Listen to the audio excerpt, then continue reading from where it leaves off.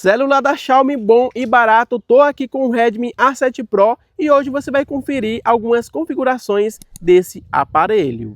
E pessoal, tô aqui com o Redmi A7 Pro, um celular de entrada da Xiaomi, mas com alguns pontos positivos. E esse garotinho tem uma bateria de 6.000 mAh, tem aí uma tela de 6.9 polegadas, uma tela bem grande para um aparelho aí, pessoal, olha só o tamanho dessa tela.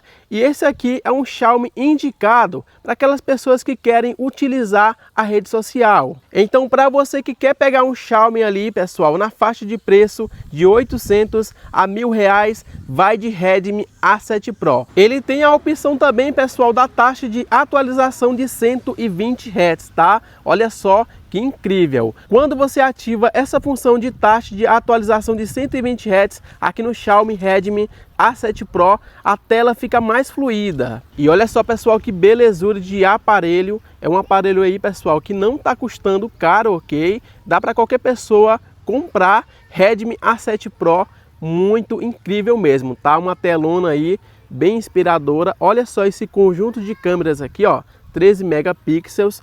Como tá lindo, hein, pessoal? É um aparelho que quando eu peguei, eu me apaixonei aqui pelo design dele, tá? É claro, não é aquele design que a gente vai dizer, uau, nossa, mas é um design bem caprichoso aqui da Xiaomi. E a Xiaomi cada vez mais investindo no quesito de bateria, hein? 6.000 mAh aqui no Redmi A7 Pro. Em relação à câmera, pessoal, até que dá para você fazer ótimas fotos aqui com o Redmi A7 Pro, tá? Olha só a qualidade. Deixa eu tirar essa imagem aqui.